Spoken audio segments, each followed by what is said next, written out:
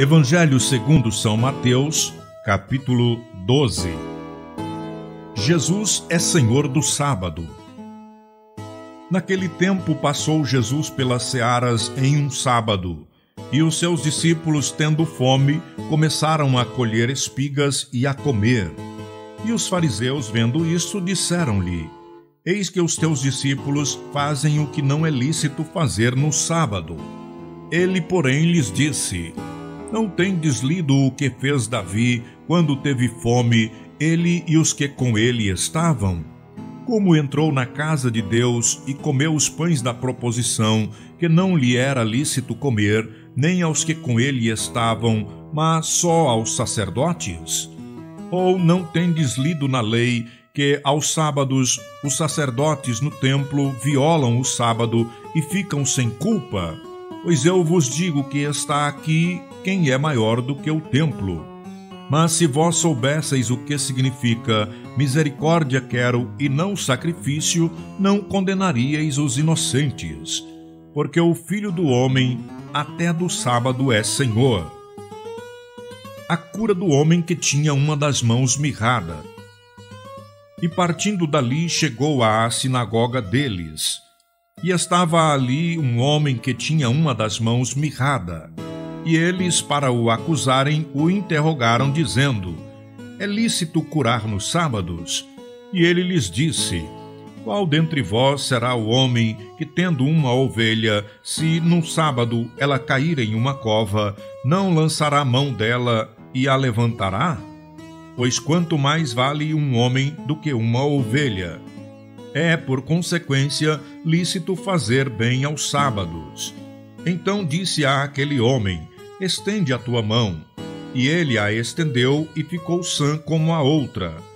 E os fariseus, tendo saído, formaram conselho contra ele para o matarem.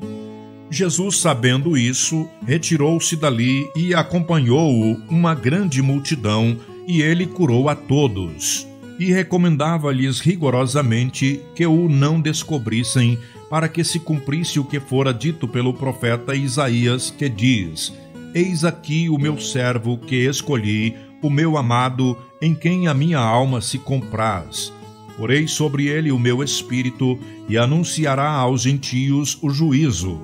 Não contenderá, nem clamará, nem alguém ouvirá pelas ruas a sua voz. Não esmagará a cana quebrada, e não apagará o morrão que fumega, até que faça triunfar o juízo, e no seu nome os gentios esperarão. A blasfêmia dos fariseus. Trouxeram-lhe então um endemoniado, cego e mudo, e de tal modo o curou, que o cego e mudo falava e via. E toda a multidão se admirava e dizia: Não é este o filho de Davi? Mas os fariseus, ouvindo isso, diziam: Este não expulsa os demônios, senão por Beelzebu, príncipe dos demônios. Jesus, porém, conhecendo os seus pensamentos, disse-lhes: Todo reino dividido contra si mesmo é devastado, e toda cidade ou casa dividida contra si mesma não subsistirá. E se Satanás expulsa a Satanás, está dividido contra si mesmo. Como subsistirá, pois, o seu reino? E se eu expulso os demônios por Beelzebu, por quem os expulsam então os vossos filhos? Portanto, eles mesmos serão os vossos juízes. Mas se eu expulso os demônios pelo Espírito de Deus, é conseguintemente chegado a vós o reino de Deus. Ou como pode alguém entrar em casa do homem valente e furtar os seus bens, se primeiro não manietar o valente, saqueando então a sua casa? Quem não é comigo é contra mim, e quem comigo não ajunta, espalha. Portanto, eu vos digo: todo pecado e blasfêmia se perdoará aos homens, mas a blasfêmia contra o Espírito não será perdoada aos homens. E se qualquer disser alguma palavra contra o Filho do Homem, ser-lhe-á perdoada. Mas se alguém falar contra o Espírito Santo, não lhe será perdoado, nem neste século, nem no futuro. A árvore e seus frutos. Ou fazeis a árvore boa e o seu fruto bom, ou fazeis a árvore má e o seu fruto mau? Porque pelo fruto se conhece a árvore. Raça de víboras, como podeis vós dizer boas coisas sendo maus? Pois do que há em abundância no coração, disso fala a boca. O homem bom tira boas coisas do seu bom tesouro, e o homem mau do seu mau tesouro tira coisas más. Mas eu vos digo que de toda a palavra ociosa que os homens disserem, hão de dar conta no dia do juízo. Porque por tuas palavras serás justificado, e por tuas palavras serás condenado. O milagre de Jonas. Então alguns dos escribas e dos fariseus tomaram a palavra, dizendo: Mestre, quiséramos ver da tua parte algum sinal. Mas ele lhes respondeu e disse: Uma geração má e adúltera pede um sinal, porém não lhe será dado outro sinal, senão o do profeta Jonas. Pois, como Jonas esteve 3 dias e 3 noites no ventre da baleia, assim estará o Filho do Homem 3 dias e 3 noites no seio da terra. Os ninivitas ressurgirão no juízo com esta geração e a condenarão, porque se arrependeram com a pregação de Jonas. Eis que está aqui quem é mais do que Jonas. A rainha do sul se levantará no dia do juízo com esta geração e a condenará, porque veio dos confins da terra para ouvir a sabedoria de Salomão. Eis que está aqui quem é mais do que Salomão. E quando o espírito imundo tem saído do homem, anda pelos lugares áridos, buscando repouso e não o encontra. Então diz: Voltarei para a minha casa de onde saí. E, voltando, acha-a desocupada, varrida e adornada. Então vai e leva consigo outros 7 espíritos piores do que ele, e entrando habitam ali. E são os últimos atos deste homem piores do que os primeiros. Assim acontecerá também a esta geração má. A família de Jesus. E falando ele ainda à multidão, eis que estavam fora sua mãe e seus irmãos, pretendendo falar-lhe. E disse-lhe alguém: Eis que estão ali fora tua mãe e teus irmãos, que querem falar-te. Porém ele, respondendo, disse ao que lhe falara: Quem é minha mãe e quem são os meus irmãos? E estendendo a sua mão para os seus discípulos, disse: Eis aqui minha mãe e meus irmãos. Porque qualquer que fizer a vontade de meu Pai que está nos céus, este é meu irmão e irmã e mãe. Evangelho segundo São Mateus, capítulo 13. A parábola do semeador. Tendo Jesus saído de casa naquele dia, estava sentado junto ao mar. E ajuntou-se muita gente ao pé dele, de sorte que, entrando num barco, se assentou, e toda a multidão estava em pé na praia. E falou-lhe de muitas coisas por parábolas, dizendo: Eis que o semeador saiu a semear. E quando semeava, uma parte da semente caiu ao pé do caminho, e vieram as aves e comeram-na.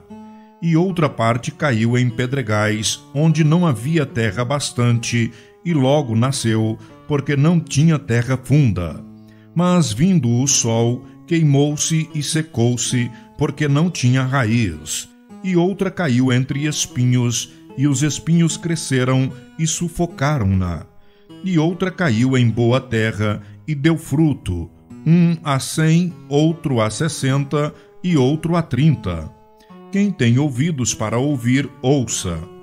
E acercando-se dele os discípulos disseram-lhe: Por que lhes falas por parábolas? E ele respondendo disse-lhes: Porque a vós é dado conhecer os mistérios do reino dos céus, mas a eles não lhes é dado. Porque àquele que tem se dará e terá em abundância, mas aquele que não tem, até aquilo que tem lhe será tirado. Por isso lhes falo por parábolas, porque eles, vendo, não veem, e ouvindo, não ouvem, nem compreendem. E neles se cumpra a profecia de Isaías, que diz: Ouvindo, ouvireis, mas não compreendereis, e vendo, vereis, mas não percebereis. Porque o coração deste povo está endurecido, e ouviram de mau grado com os seus ouvidos, e fecharam os seus olhos, para que não vejam com os seus olhos, e ouçam com os ouvidos, e compreendam com o coração, e se convertam, e eu os cure. Mas também, bem-aventurados os vossos olhos, porque veem, e os vossos ouvidos, porque ouvem. Porque em verdade vos digo que muitos profetas e justos desejaram ver o que vós vedes e não o viram, e ouvir o que vós ouvis e não o ouviram. Escutai vós, pois, a parábola do semeador.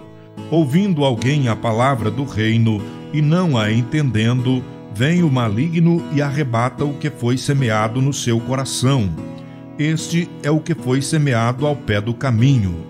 Porém, o que foi semeado em pedregais é o que ouve a palavra e logo a recebe com alegria, mas não tem raiz em si mesmo, antes é de pouca duração, e chegada a angústia e a perseguição por causa da palavra, logo se ofende. E o que foi semeado entre espinhos é o que ouve a palavra, mas os cuidados deste mundo e a sedução das riquezas sufocam a palavra e fica infrutífera.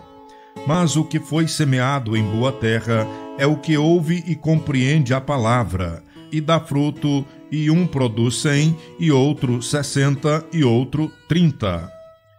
A parábola do trigo e do joio. Propôs-lhes outra parábola, dizendo: O reino dos céus é semelhante ao homem que semeia boa semente no seu campo. Mas, dormindo os homens, veio o inimigo e semeou joio no meio do trigo e retirou-se. E quando a erva cresceu e frutificou, apareceu também o joio. E os servos do pai de família, indo ter com ele, disseram-lhe: Senhor, não semeaste tu no teu campo boa semente? Por que tem então joio? E ele lhes disse: Um inimigo é quem fez isto. E os servos lhe disseram: Queres, pois, que vamos arrancá-lo? Porém ele lhes disse: Não, para que ao colher o joio não arranqueis também o trigo com ele. Deixai crescer ambos juntos até a ceifa. E por ocasião da ceifa direi aos ceifeiros: Colhei primeiro o joio e atai-o em molhos para o queimar, mas o trigo ajuntai-o no meu celeiro. As parábolas do grão de mostarda e do fermento.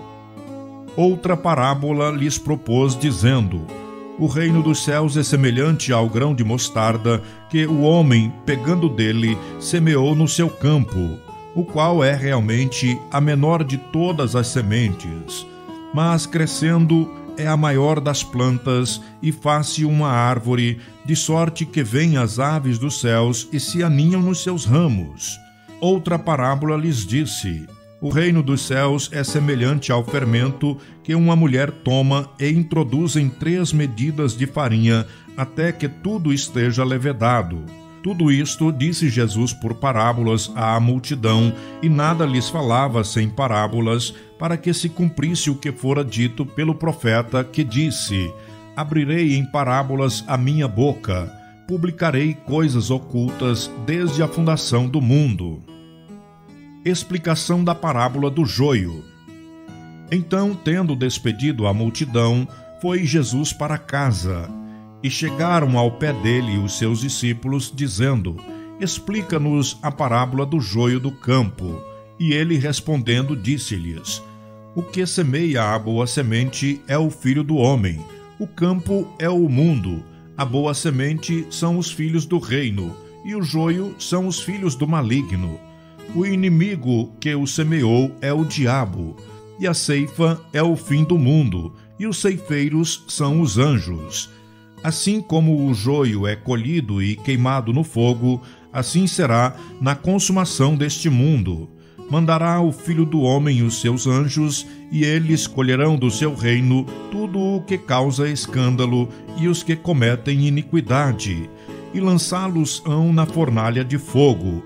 Ali haverá pranto e ranger de dentes.